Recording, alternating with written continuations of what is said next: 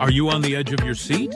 Because we're about to sound off with Kevin Williams, covering today's latest trends in location-based entertainment. Brought to you by the LBX Collective, your community to connect, engage, and inspire. All right, everyone, let's buckle up. All right, well, welcome everybody to Sound Off with Kevin Williams. This is number 95 for October 21st. We're ready to do it. How are you doing, Kevin?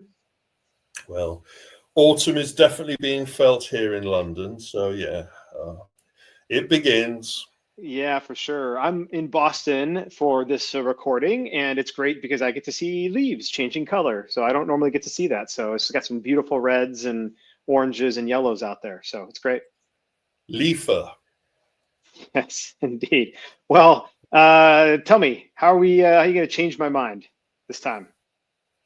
Well, following on from my visit from the Brand Licensing Europe Expo, as well as what's been going on in the news, I think we really do need to define the amusement industry as a transmedia business. You know, there are so many corporations now that are using our brand, as it were, and we in the traditional trade don't seem to be benefiting from this, while I think the brand owners have suddenly worked out how important this is and are jumping on board. So there I give you the example of a mashup between McDonald's Japan and Capcom, where they're actually using the Street Fighter characters in a commercial for their local audience. And if you go onto the Friends of the Stinger Report Facebook, or if you go onto my LinkedIn, you'll actually see the advert in full. It's really good. It's playing off of the arcade roots. It's promoting the street burger concept, but they know their audience and they know that it's appealing. You know, our friends at Disney pushed very hard to make sure that the popcorn buckets were suitably themed for the Tron Ares, and we even had a arcade container, not a bucket, an arcade container with illumination and working parts that was very popular. It seemed to be even more popular than the film itself. It is this transmedia, this ability to have a media brand that can transverse multiple different things. And, you know, we know from location-based entertainment that our friends at Netflix are looking at that prospect of having their brand represented in VR games, but also, you know, owning the facilities themselves. We're seeing that from other companies. And we'll be talking about, not this week, maybe not next week, but within the next couple of weeks, we'll be talking about another major brand that will be jumping in to want to have its representation in the bricks and mortar, in the video games, and in the faces of the players. Yeah, I think it's important to call out. You can no longer rely on your brand or your IP being in just one area of media. I mean, we've seen amusement and classic arcade IP moving into media, and both from location-based, like physical, you know, location-based entertainment, but also just other media onto YouTube and to movies. And we're seeing the same thing happen inversely. So you have movie IP and TV IP moving into LBE and attractions, as well as amusement and arcade pieces. And so, you know, you really have to think about developing your brand, or if you're a facility bringing these in, taking advantage of the different things that are happening out there. What could you do to promote these types of, like when Tron comes out, what can you do to have that type of experience, some sort of Tron pop-up experience inside of your facility potentially, right? Things that obviously don't violate IP conflicts and things like that. But, you know, there are ways to take advantage of these opportunities as well, even if you aren't a brand owner or IP owner yourself, and you're just leveraging the IP and brands inside of your facility. It's a two-way street. And, you know, as I reported on when I visited Gravity Max recently, you know, they had themed their mini golf through a partnership with Coca-Cola. They had themed their social entertainment space, their bar and AR darts space through a Heineken relationship. These are the things that we need to be mindful of, though, again, you also should have a unique brand that can become its own transmedia experience. All right. Well, coming up right after the break, we'll dive into the latest trends in the economy. Power up your game floor with Arcades by Alan One. Whether it's perfectly pouring drinks in Dr. Pepper Soda Slam, grabbing official Butts on Things plushies, or defending cities from attack and missile command recharge, Alan One has something for every venue and arcade floor that will delight your guests. Each game is also enhanced with Major League Esports, a free app that tracks player top scores and brings guests back to your venue for more. Visit allen-one.com to learn more. That's allen-one.com. Thank you, Alan One. And moving into the trends regarding the economy, and the big one that seems to have the largest ramifications for us in the industry compared to all of the other tariff-related ramifications has been the announcement of a possible, I have to use the word possible, 100% tariff on China. As of presenting this, we are still in the black, or the dark as it were, towards working out how the Chinese will respond to this and whether this is a ploy towards building negotiations. No one knows. We're all fumbling around in the dark is what I'm trying to allude to. And there is concern already. I've spoken to a couple of Chinese-based corporations, one in particular I was speaking with, that is concerned that they can't make any serious decisions about what they're planning for marketing, presentation, promotion, and shipping until they know where their parent operation, China, stands regarding this. What's the point of putting anything on a ship to ship? What's the point of making any payments if you've got 100% tariff hanging over you? It is seriously concerning that this kind of brinksmanship is being played with an economy, especially at this late stage going in towards the holiday period. And the issue here as well is not just the 100% tariff itself, because that certainly has a massive impact if it goes into place, but it's the uncertainty and it's the whiplash effect that his mercurial nature does to the economy. He wakes up one morning, reads a tweet, decides he's going to throw 100% tariff because he gets upset, morning because he hasn't eaten his Wheaties yet. And now we have a potential 100% tariff, and we don't know whether or not that's actually going to go into place, because they might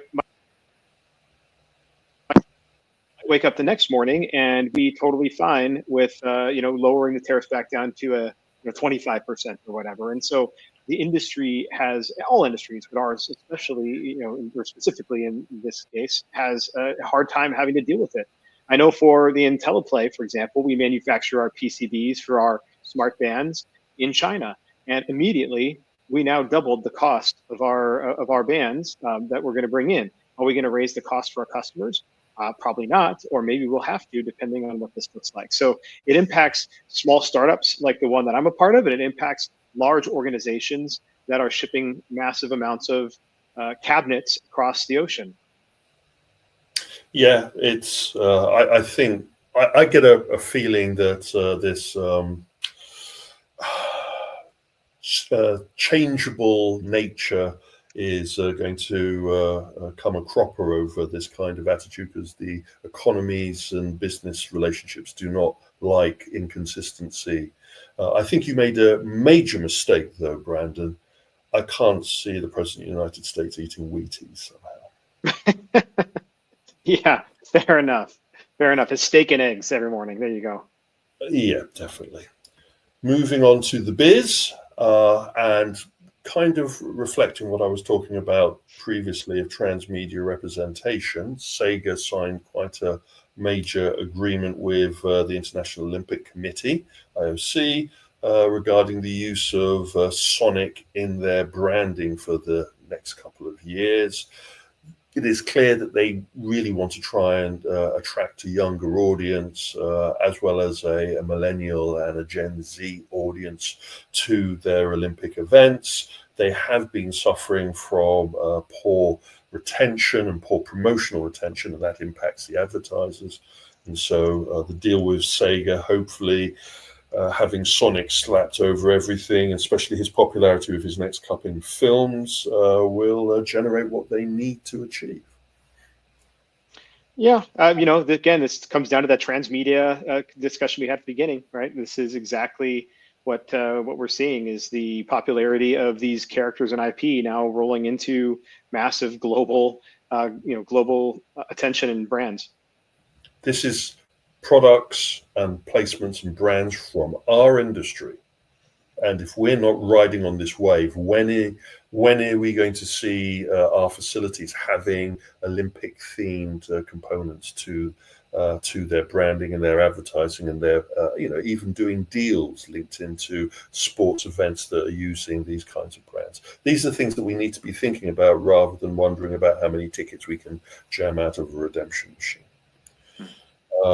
We charted our friends at Fun Labs before in Australia. They've talked about in Open and Shut their continuing expansion of their brands in Australia, and now that they're looking at Western Europe. We had first Holy Moly open up a number of their unique social mini golf cocktail environments. Now we have the first of their hijinks command room or escape room experiences, highly themed, now in a twofer deal.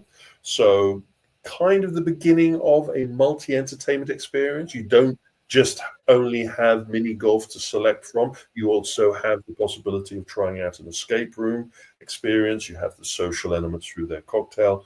The first facilities rolled out in Orange County, 35,000 square, quite a large slice. And we know that this is the beginning of a considerable effort in Western Europe. Yeah. Very excited to go check this out. As I mentioned on the Open and Shut a few days ago at LBX, the LBX show. And we'll definitely be getting in there the first week of December. So I'll report back and say how it's been, because I've been wanting to get inside of a Holy Moly and a Hijinks hotel for quite some time. Looking forward to it. Then we have the latest of the spaghetti against the wall moments from certain of the companies that are becoming usual subjects for this presentation. And obviously Topgolf, we talked about how they were branding themselves and how they were licensing and how they had turned to trying to do watch party business from there. Well, another way of trying to generate revenue is to run a membership scheme, and they've rolled out their Topgolf Play More branded membership. Again, the marketing team stayed up all night for this one. And I've looked at the deal that's on offer, and you get quite a large number of free plays over a period for your membership. You get some discounting on food and drinks and on how many people you can bring into the bay at this discounted rate. But fundamentally, peel underneath the surface, there's the three questions. Number one, why has it taken till now for them to do something like a membership scheme? Number two, is this across all of their facilities? Because remember, some of their facilities are franchised. Or is this through select facilities? It wasn't made clear in the press announcement. And three, I think it's too little too late. This isn't going to generate the type of revenue that they are going to need to sort out the mess that the new CEO has been mired in. And it still doesn't give us latitude to how long they are going to still be connected to the teat of Callaway Golf.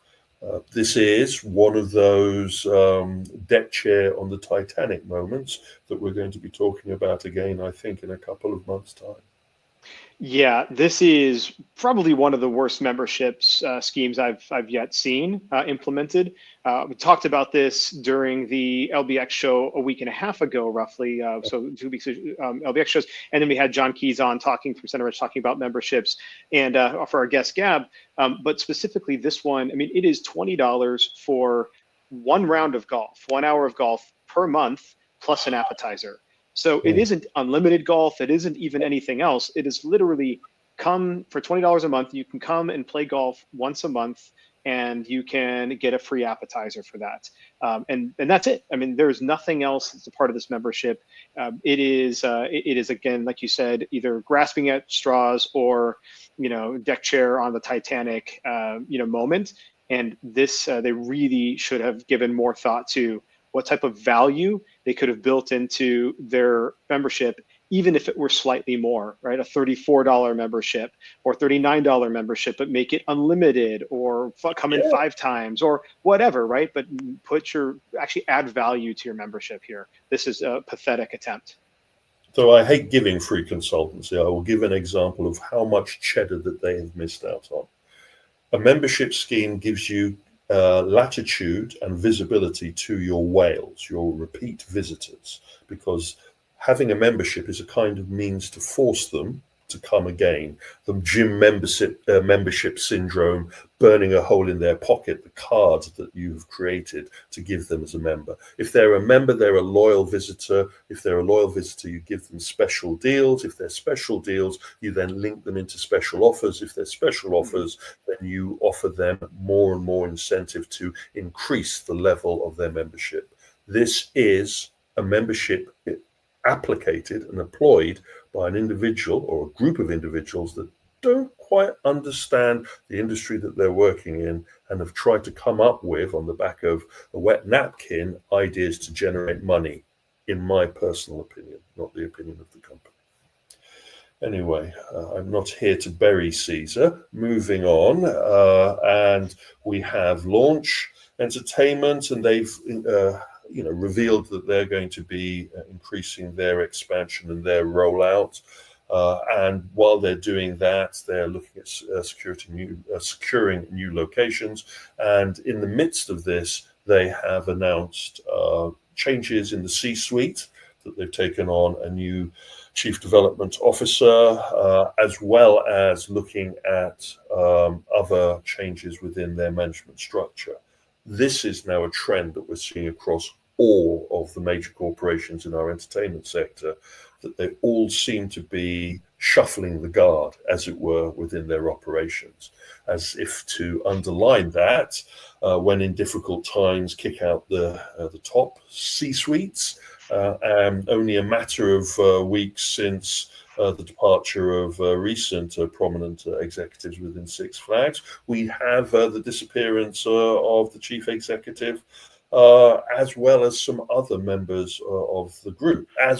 And at the same time, we have a news story breaking, which is just bitching from one of the previous executives that has worked with Cedar Fair, and just said that it's a mess around the boardroom. This is not good optics for a corporation of this stature.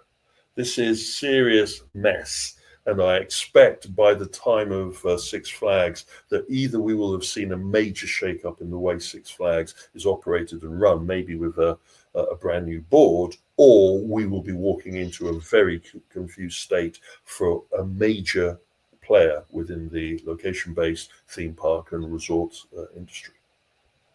Yeah, I mean, if we didn't have to worry about antitrust issues here in the US, because we're already getting pretty close to that mark as far as these large parks are concerned, I would say that this is a point where Six Flags Cedar Fair grouping, right? It is all Six Flags, but the Cedar Fair, underneath that, starts to look for an acquirer, specifically Herschend or somebody like that, to come in and pick these guys up, who are going to actually be able to operate them like real parks and be real adults around a table. This is unbelievable that we've had this much senior leadership either pushed out or intending to resign themselves, right? And so to lose your executive chairman, an independent director who's your lead there, as well as your top two CEOs, or your two CEOs from your two groups, all within the matter of weeks of each other, is significant.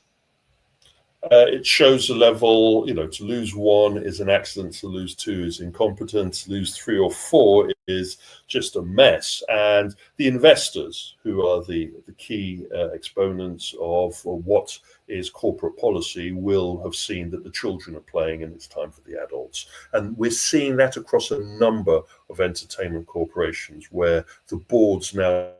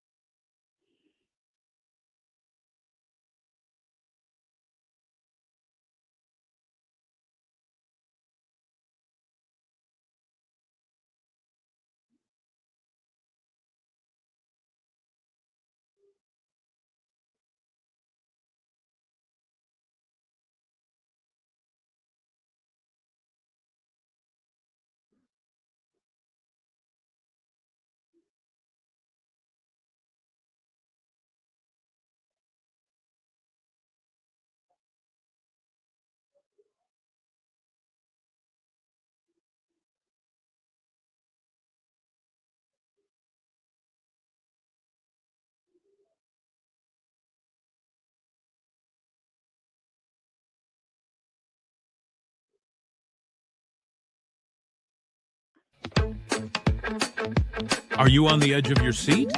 Because we're about to sound off with Kevin Williams, covering today's latest trends in location-based entertainment. Brought to you by the LBX Collective, your community to connect, engage, and inspire. All right, everyone, let's buckle up. All right. Well, we'll start after that. So we can start. We can start now. So yes, the grown-ups in the facility is needed, and we're seeing a number of investment companies that control the boards, as it were, of the major entertainment groups looking at this. We will be talking next week about the news from Disney regarding their possible shakeups, as well as other companies that I'm sure will be making major announcements of C-suite changes. But hey, watch this space. Moving on. And we have more investment for UAE development. Our friends at Little Lion, who are known for their Crystal Maze experience, for their Chaos Kart augmented reality experience, Pac-Man live experience. Their representative in the UAE, they've opened up one facility of their Crystal Maze live experience, which I've done a number of times.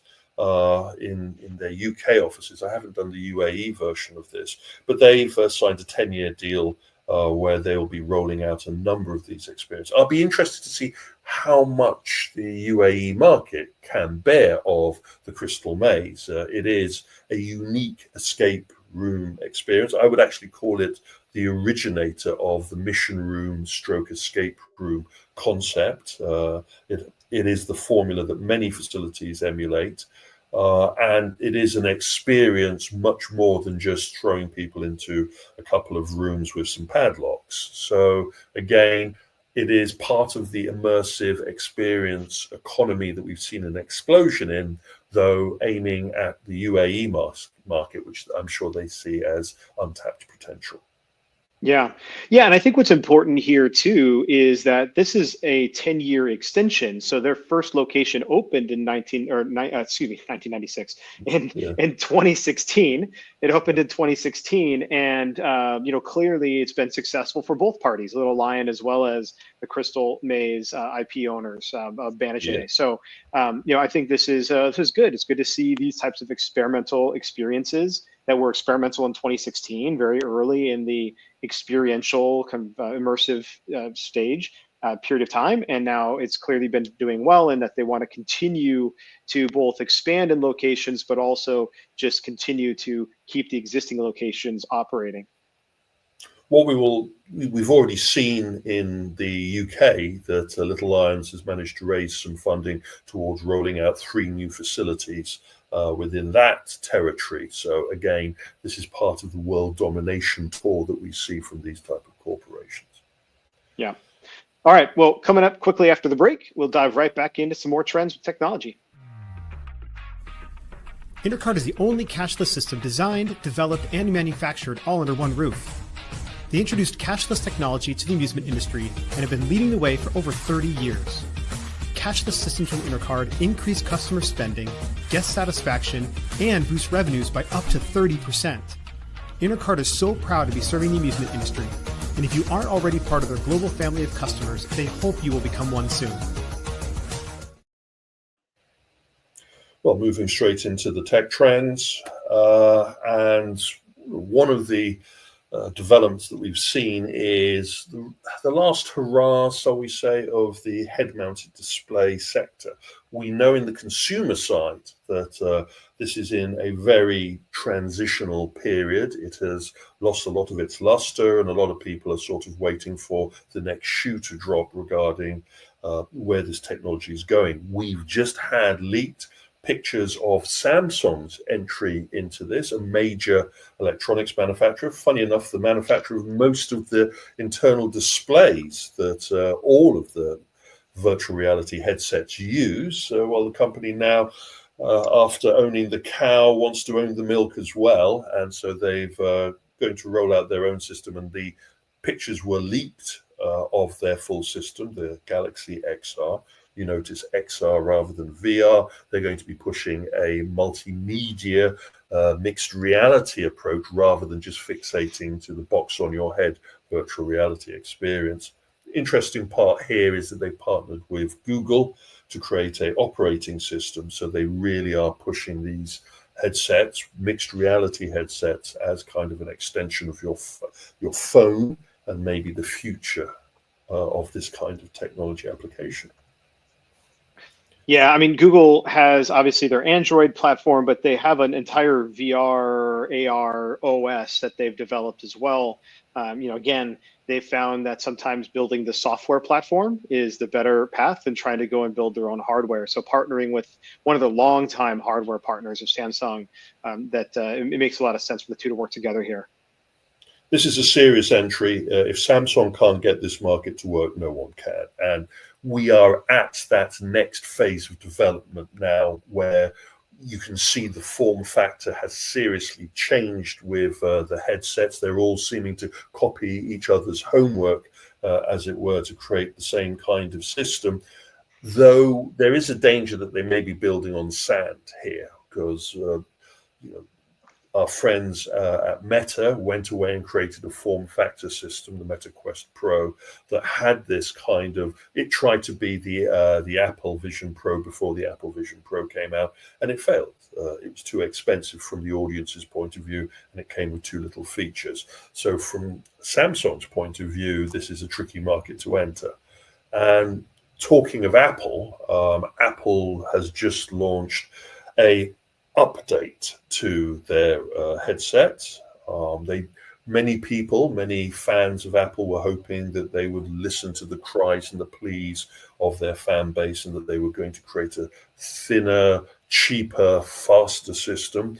Well, sadly, Apple doubled down on what they'd already developed. They just created a better head strap to address the weight problem, and then increased the weight of the new system and put in a faster chip, but didn't give you any new software. So it's kind of take it or leave it kind of approach from Apple. And sources close to the company have kind of revealed that Apple were not entirely happy with the response to their spatial computer system, and that they've now pivoted heavily into the AI smart glass business. So I think we may be at a very important turning point. The only thing pending now is what happens with Valve at the end of this year. If they come into the market with a Hail Mary approach, whether we'll still be seeing the same kind of support for VR and XR in the consumer sector, where if you look in the commercial entertainment side, we are still embracing VR and we're still seeing revenue being generated out of it.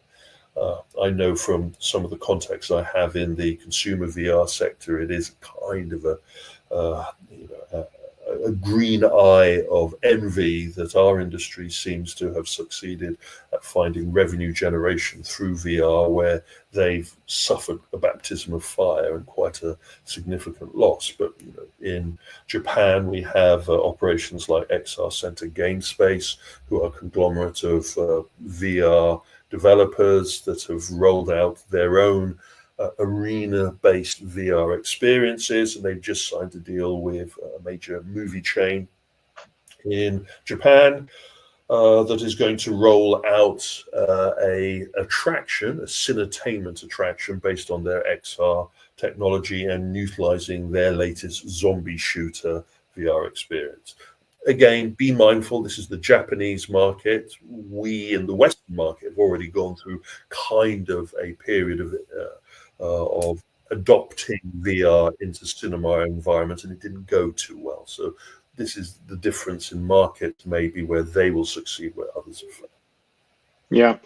The only thing, because we did talk about this briefly, so I shared some of my thoughts on the LBX show for Open and Shut, but how many different zombie experiences in games can we have, right? I mean, I don't know when we're going to decide that we can't have a VR experience without zombies, or that we can have a VR experience without zombies. So anyway, I guess I'm just sort of tired of shooting zombies. I was tired of shooting zombies about 4 years ago. So It's one of those complaints I have about the limited experience calendar. That is being changed by some companies. Those companies that have remained in location-based VR are now looking at a much more broader palette, but they do seem to fall back to the shoot living dead, watch them spew green blood all over the place and jump scare approach. It's sometimes an indication of a stagnation in the market when you see the same thing again and again. But I don't want to prejudge, because at IALPA, I know that will be the litmus paper really for how well VR is doing in our sector. Moving into the other aspects of XR and shared reality, we were a little bit quizzical of how our friends at COSM would transition from showing the Matrix experience to then jumping into the wonderful world of Willy Wonka. Well, we've seen the first tests of the experience that they're offering. I'm still not blown out of my socks by what I'm seeing. It seems that they've done with the Matrix, where the core central vista is populated with the film, and the surrounding bezel, as it were, is themed, and in this case themed to each of the different scenes in the film. Whether this will be as big a wow as the Matrix was seen on the COSM system, I don't know. But again, we have seen the Sphere in Las Vegas doing major numbers with The Wizard of Oz, which was a film that I was also skeptical they would find the push from. But they seem to have found some strong ticket sales out of that, and I look forward to be proven wrong over Willy Wonka. Yeah, I mean, look, I guess if they can have a big enough library of these films eventually, and they can do a 2 p.m. showing and a 4 p.m. showing in the afternoon, and then flip to one of their other sports viewings later in the evening, like, okay, it's filling in some time. You've got the facility, maybe you have some of the staff there already. But I really think one of the things that COSM has done so well is that really enhanced sports viewing experience. And that truly is a differentiated experience. This is more like watching a film with some accoutrements on the sides, and a little bit not quite the same. Although Matrix, I do understand was a much better which was a much better experience and truly mind blowing. But this one just feels to me a little bit more like they're just trying not hard enough. I think I was going to say trying too hard, but in this case, I think not hard enough to make a unique experience in the way that you really get when you're watching basketball or football or soccer or any of these other sports in a COSM arena. It really is a phenomenal experience, and this just seems to be lacking. If this is being done as a dead space filler, and they're not paying through the nose for this film content and the redevelopment of this film content to suit their screens, then it's a very clever way of having time filler. But if it is an expensive process and an expensive IP, then they may be missing the point of what they're trying to do. But again, we will wait to see. The company will have to show their numbers at some point. Moving into the AI trends, and our lovely friends at Meta have decided a couple of years ago, some of our watchers remember that Meta demanded that all of their employees should be using the metaverse and VR headsets while they're working to, utilize the immersive experience to help their productivity. Now it's Meta is demanding that they use AI to increase their workload and be able to maximize their capabilities. Whenever a corporation kind of forces its staff to do something, it tells me that the temperature within the company is not good. Yeah, I mean, there's a certain level of eat your own dog food. So I understand, like, if you're trying to develop AI and you're trying to especially drive the super intelligence path that they're trying to do at Meta, and, obviously all these others, OpenAI, et cetera, are trying to do.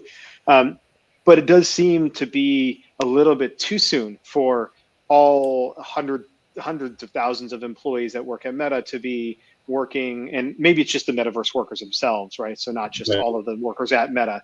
But still, forcing them to use a toolkit that may not be fully fleshed out and ready for them to use or fully rely on. It is improving every day. I use AI on a regular basis, multiple times, certainly multiple times a week, sometimes multiple times a day, in different use cases. But to require somebody to use that, I think, is still a little bit too soon. I'm not sure it's fully baked, but we'll see. And again, sometimes you just have to eat your own dog food and figure it out and make improvements along the way. As a person that doesn't eat dog food, I'll pass on that. I will use AI, but I will pass on the dog food. Cat food now. Sorry. Moving on. No. Moving on, and we have Attack of the Slop. Our friends at Taito, the amusement company in Japan, was lambasted by its fan base for using AI to enhance old photographs. So they've taken a considerable number of their black and white photographs of people playing on various of their classic machines and pushed them through the slop machine and outspat a brand new colorized version of the experience, totally downgraded.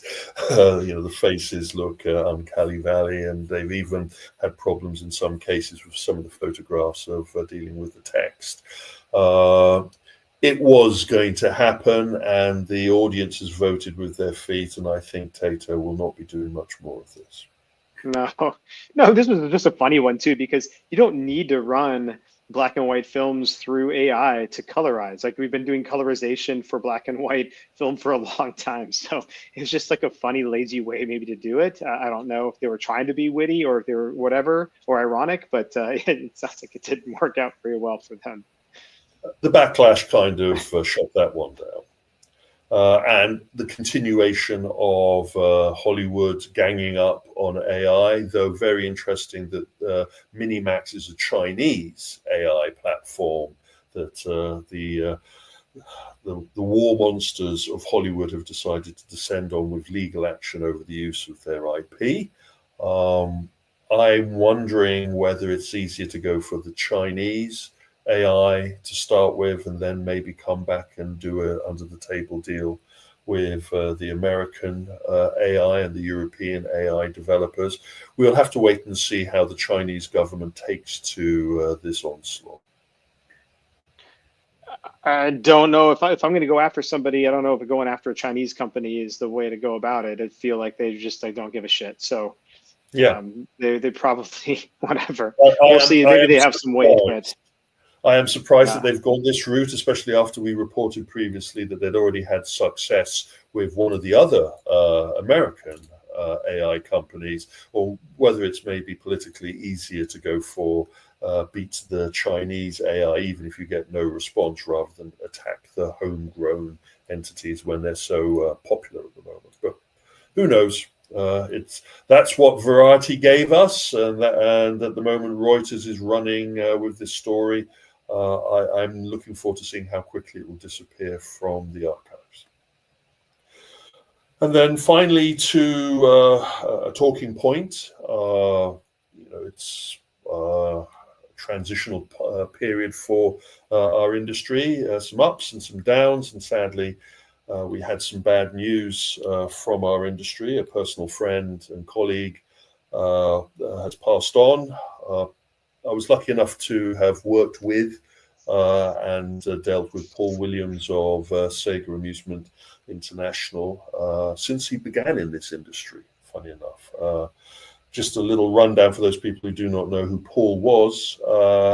He was the head of Sega Amusement International, but before then, he actually worked for the real Sega Europe operation that was in the UK, importing amusement machines and also supporting the what was the Sega amusement facility business.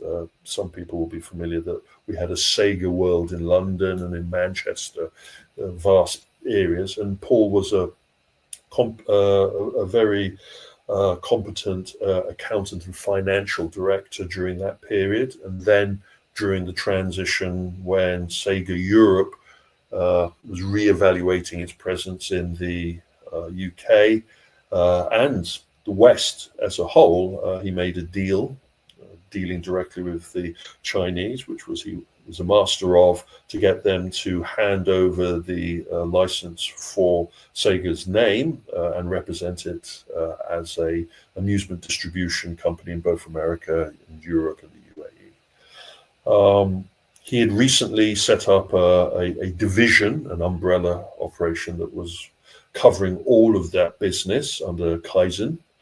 And Kaizen Entertainment had also recently acquired Funbox, which was is a developer of amusement venues. They work with companies like Gravity. And Sega Europe was in the position of undertaking some major redevelopments towards building its presence in the market, more under the Kaizen brand than under the Sega Amusement International brand, which was taking place. Well, anyway, I had reported in a recent sound-off that Paul had decided to retire from his position as a founder and chairman, and we learned that the decision was forced upon him by his deteriorating health. All I really wanted to say was it was a pleasure to have known him. I wish the best to the team, and I'm in contact with them regarding the way forward, and all those people that have been touched by Paul's magnanimous nature in the market. I wish them strength during this difficult time.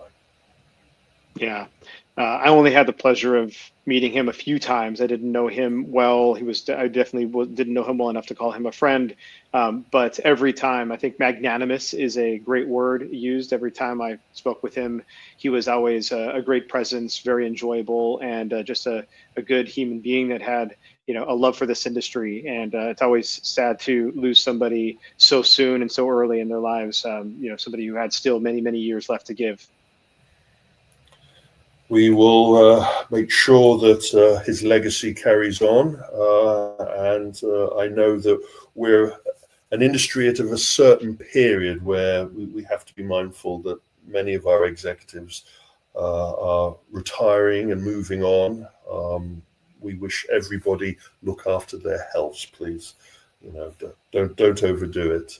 And I know that there will be some plans after the funeral towards trying to mark Paul's involvement in the industry, but we'll know more about that in the coming weeks. Anyway, that is it from me. Remember that you can keep up to date with the latest information in the Sting Report.